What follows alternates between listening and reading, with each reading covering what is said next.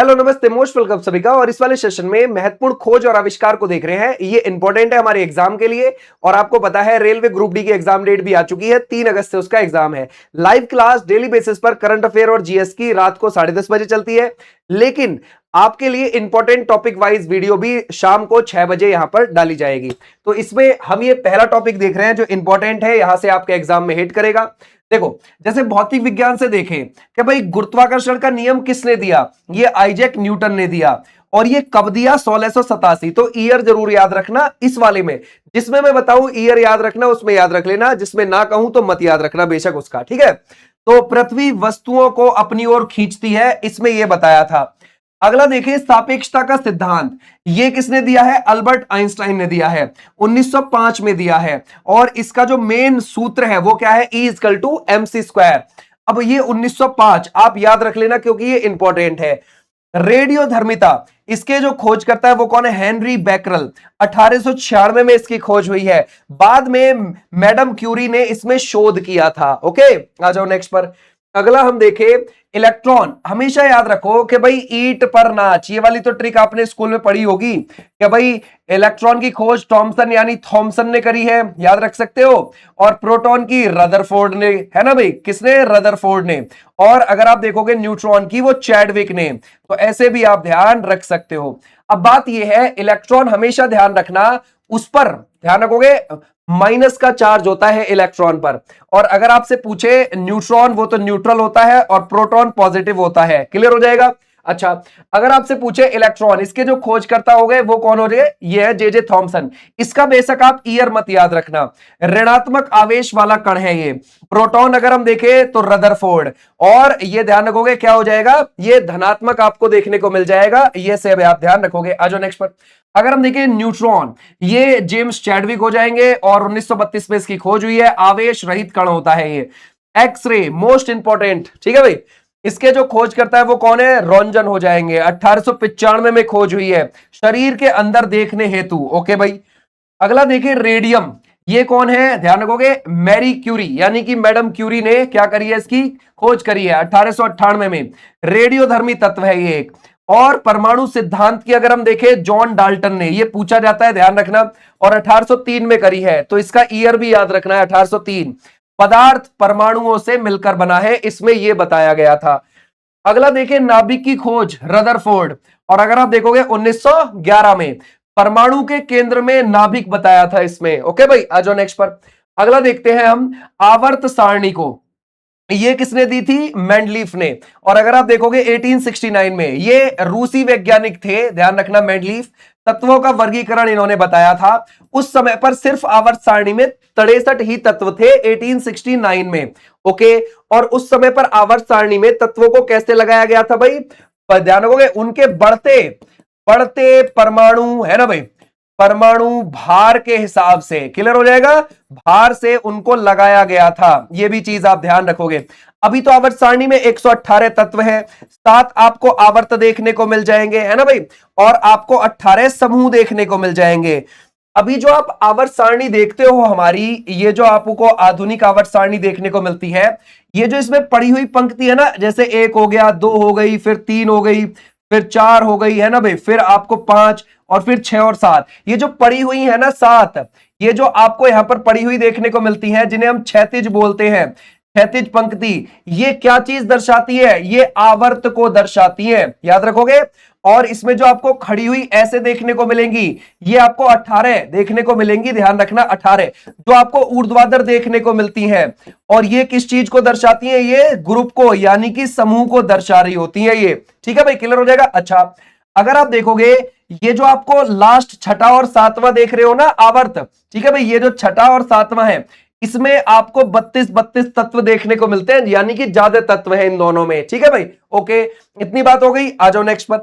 अगर हम देखें इसमें से ऑक्सीजन को, ऑक्सीजन के खोजकर्ता कौन है, प्रिस्ले हो जाएंगे, 1774 में इसकी खोज हुई है। अगर हम देखें हाइड्रोजन, भाई ब्रह्मांड में सबसे ज्यादा क्या मिलता है, वो हाइड्रोजन। और पृथ्वी के वातावरण में ज्यादा क्या देखने को मिलता है, नाइट्रोजन, है ना। लगभग 78% आपको क्या देखने को मिल जाएगी, नाइट्रोजन पृथ्वी के वातावरण में। लेकिन पूरे अगर हम देखें ब्रह्मांड में, वो हाइड्रोजन ज्यादा है। अगर हम देखें हाइड्रोजन के खोज करता है कैनविश। अगर आप देखोगे इसमें से 1766 में ध्यान रखोगे इसकी हो जाती है खोज। नाइट्रोजन की अगर हम बात करें, इसके खोज करता है कौन, ये हो जाएंगे डैनियल रदरफोर्ड, 1772 में हुई है इसकी खोज। अगर हम देखें इसमें से इलेक्ट्रोलिसिस, ये कौन है, माइकल फेराडे हो जाते हैं, 1834 में इसकी खोज हुई। आप ये ईयर मत याद रखना बेशक इसका। बेंजीन संरचना की अगर हम बात करें, कैकुले ने इसकी खोज करी और 1865 में करी है। अगर हम देखें जीव विज्ञान में आते हैं, जैसे कि सेल, कोशिका की अगर हम बात करें, रॉबर्ट हुक ने करी है, 1665 में करी है। इन्हीं कोशिका के समूह से, है ना भाई, कोशिका के समूह को क्या बोलते हैं, उसको बोलते हैं ऊतक। याद रखोगे क्या बोलते हैं उसको, ऊतक बोलते हैं। ये भी आप ध्यान रखोगे, ठीक है भाई। कोशिकाओं का विभाजन कितने प्रकार से होता है, वो 2 प्रकार से आपको देखने को मिलेगा, ठीक है भाई।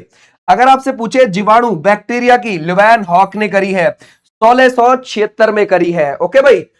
बोलता है डीएनए संरचना को देखते हैं, ये है वॉटसन और क्रिक ने करी है, और 1953 में। ये इसका ईयर भी याद रखना और ये वैज्ञानिक के नाम भी याद रखना। अगर हम देखें इसमें से रक्त परिसंचरण, भाई हमारी बॉडी में ब्लड सर्कुलेट होता है, ये किसने बताया, ये विलियम हार्वे ने बताया था, 1628 में बताया था। अगर हम देखें ब्लड ग्रुप की किसने करी है, कार्ल लैंड स्टीनर, ये 1901 में करी है इन्होंने। अगर हम देखें वैक्सीन यानी कि टीकाकरण, एडवर्ड जेनर ने बनाया, 1796 में बनाया, और चेचक का टीका बनाया था सबसे पहले। ओके भाई। अगर हम देखें पेनिसिलिन, ये अलेक्जेंडर फ्लेमिंग ने करी है, और ये कब करी है ध्यान रखोगे, 1928 में। पहली एंटीबायोटिक इसे माना जाता है।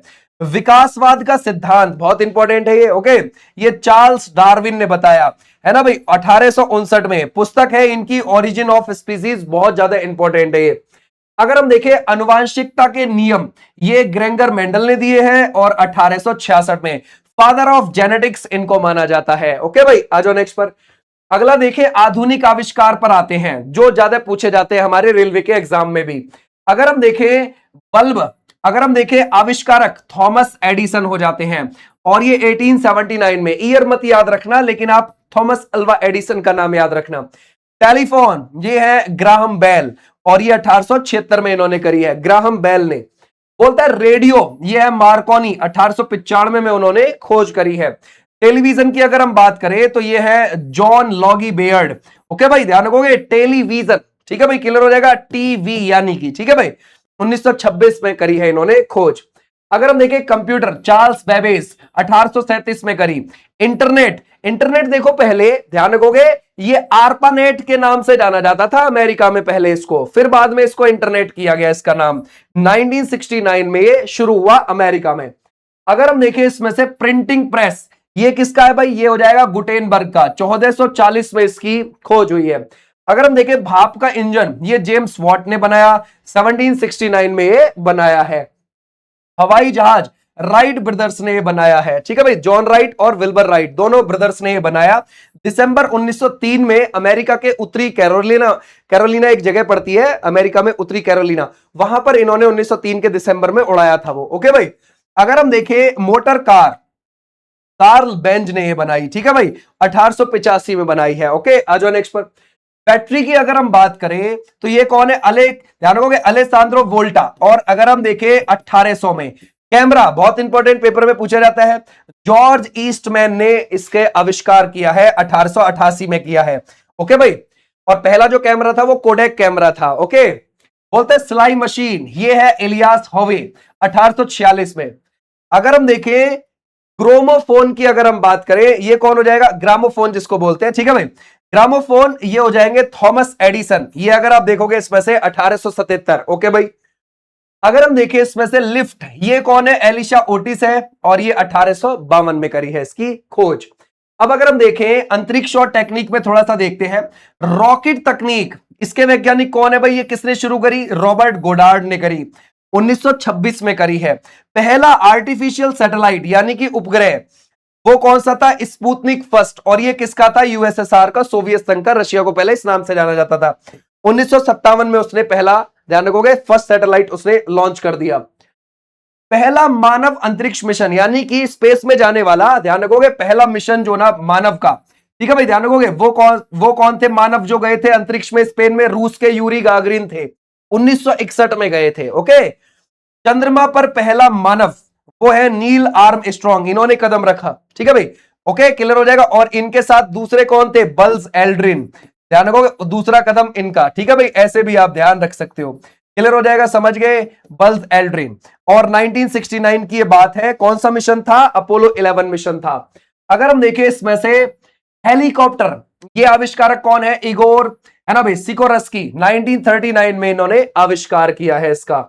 अब आ जाते हैं भूगोल एवं पृथ्वी विज्ञान के बारे में थोड़ा। सूर्य केंद्रित सिद्धांत, यानी कि हमारा जो सौर मंडल है उसके केंद्र में सूर्य है और 8 ग्रह उसका चक्कर लगाते हैं।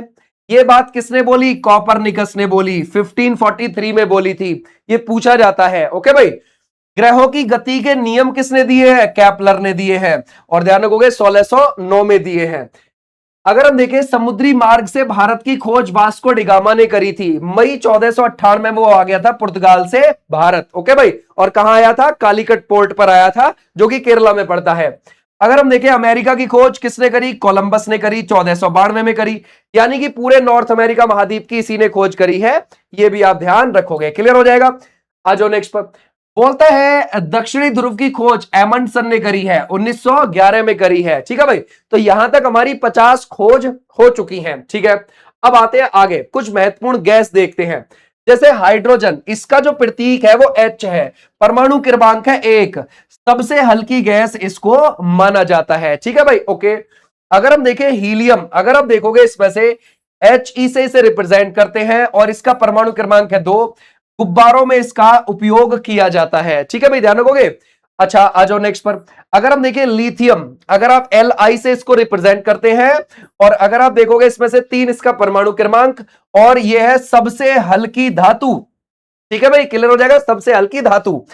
बेरिलियम, Be से हम इसको रिप्रेजेंट करते हैं और इसका परमाणु क्रमांक है 4 और एरोस्पेस में इसका उपयोग किया जाता है। ओके, बैरॉन की अगर हम बात करें तो इसे बी से रिप्रेजेंट करते हैं, 5 इसका परमाणु क्रमांक है और कांच उद्योग में इसका उपयोग किया जाता है।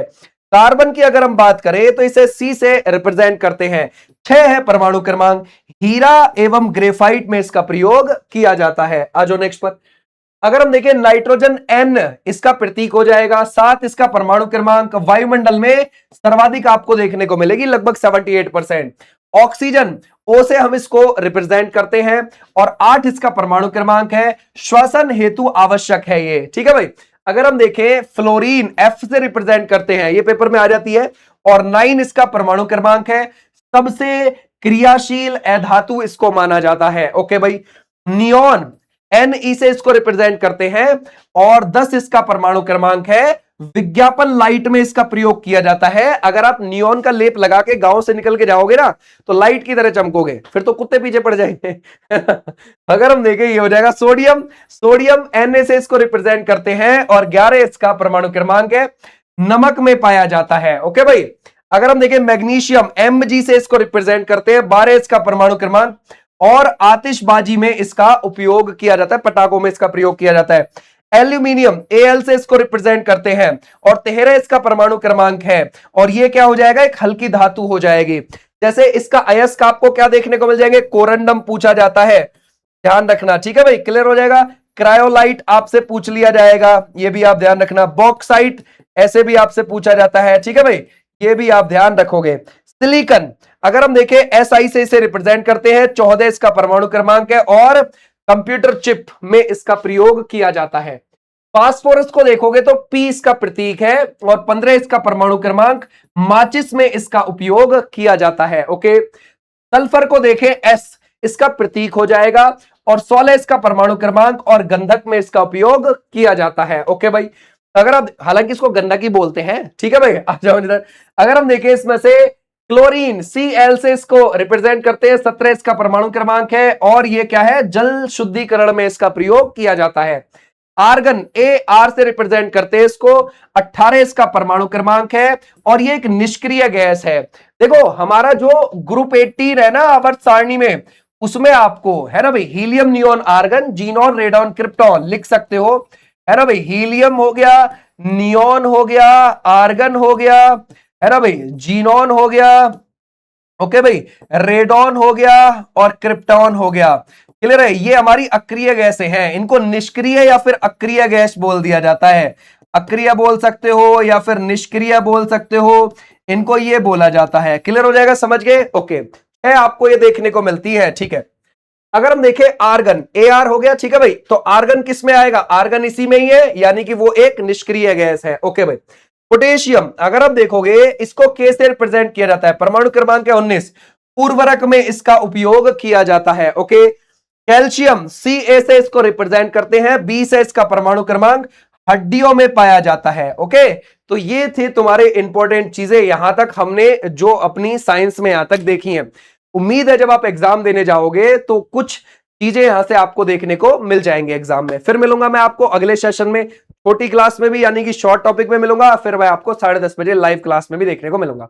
ओके, तो थैंक यू। करंट अफेयर भी मैंने आपको करवाई है बहुत सारी, आपको मैं 2025 और 2026 के जून तक के एंड तक की करा के भेजूंगा, ताकि आपके पेपर में आपको कोई दिक्कत ना आए। और मैंने आपको अक्टूबर से लेकर 2025 से और मई 2026 की करवा दी है कुछ दिन पहले ही, रात को जो 10:30 बजे क्लास चलती है उसमें, उसको फिर से रिवाइज करा दूंगा, उसकी टेंशन मत लेना, ठीक है भाई। चलो थैंक यू, फिर मिलूंगा मैं, तब तक के लिए टाटा बाय बाय, नमस्ते। और इसकी PDF आपको मिल जाएगी कहां पर? ऐप पर। आप विनेश चौधरी ऐप डाउनलोड कर लेना, वहां मिल जाएगी आपको, या फिर टेलीग्राम आप डाउनलोड कर लेना विनेश सर ऑफिशियल के नाम से, वहां पर आपको मिल जाएगी। थैंक यू, बाय, टाटा, नमस्ते।